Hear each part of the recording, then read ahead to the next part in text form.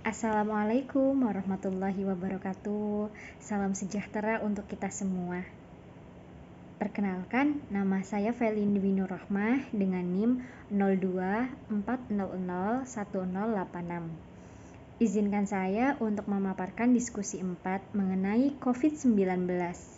Saya akan membawakan materi dengan judul Mari Kenali COVID-19 lebih dalam. Virus corona adalah virus yang menyerang sistem pernafasan. Penyakit ini disebut COVID-19. Penjelasan tentang asal-usul nama penyakit tersebut yaitu CO berarti corona, V untuk virus, dan disease atau penyakit. Virus corona bisa menyebabkan gangguan ringan pada sistem pernafasan, infeksi paru-paru yang berat, hingga kematian. Coronavirus adalah kumpulan virus yang menginfeksi sistem pernafasan.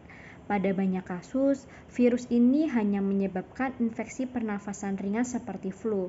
Namun, virus ini juga bisa menyebabkan infeksi pernafasan berat seperti infeksi paru-paru atau pneumonia. Infeksi COVID-19 pertama kali ditemukan di kota Wuhan, Cina pada akhir Desember 2019. Virus ini menular dengan sangat cepat dan menyebar hampir ke seluruh negara, termasuk Indonesia hanya dalam waktu beberapa bulan saja. Hal tersebut membuat beberapa negara memberlakukan kebijakan lockdown untuk mencegah virus corona makin meluas. Di Indonesia, pemerintah menerapkan kebijakan yaitu pemberlakuan pemberantasan kegiatan masyarakat atau PPKM untuk menekan penyebaran virus ini. Penyebab COVID-19, infeksi virus corona atau COVID-19 disebabkan oleh coronavirus, yaitu kelompok virus yang menginfeksi sistem pernafasan. Jika dilihat berdasarkan usia, kelompok usia di atas 60 tahun memiliki persentase angka kematian yang lebih tinggi dibandingkan kelompok usia lainnya.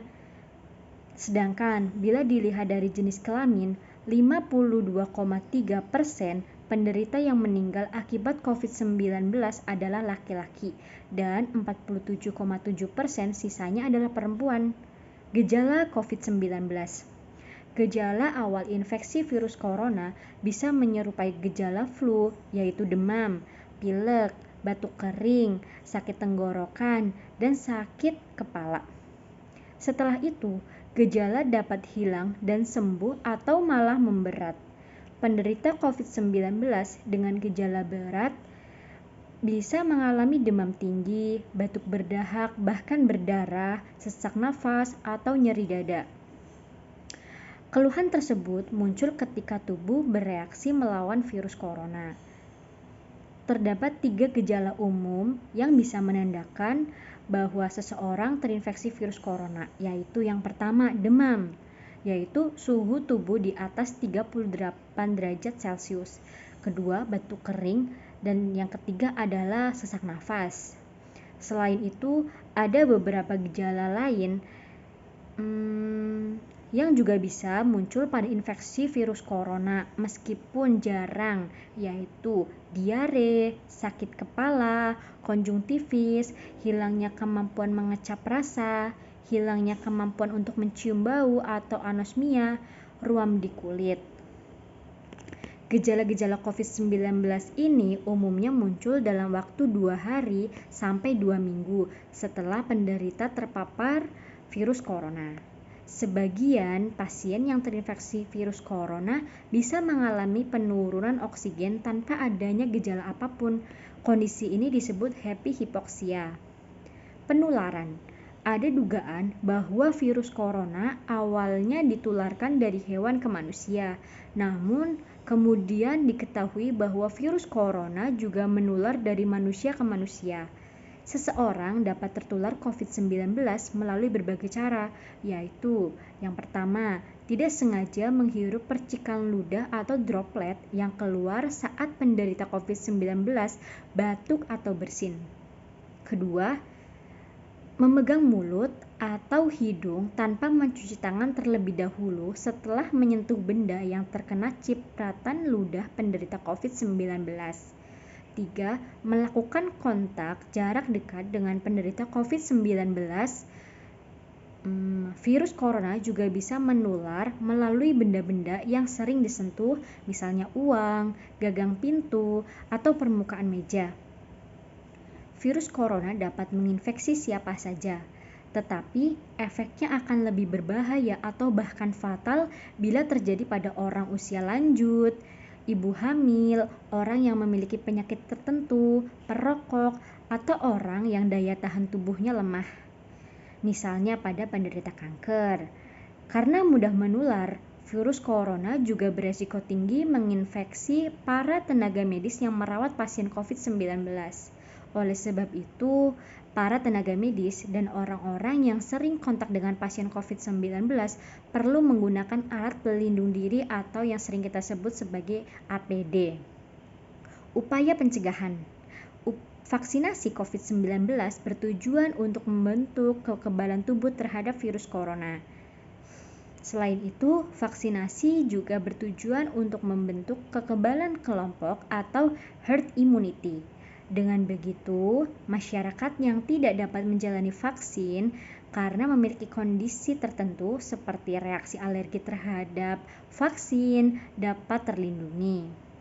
Untuk mencapai tujuan tersebut, vaksin COVID-19 kini sudah dapat diberikan pada anak usia 6-18 tahun, ibu hamil, dan ibu menyusui. Sementara untuk orang yang memiliki riwayat penyakit atau menderita kondisi tertentu, vaksinasi bisa dilakukan tetapi harus ada izin dari dokter. Vaksinasi merupakan cara terbaik untuk mencegah COVID-19.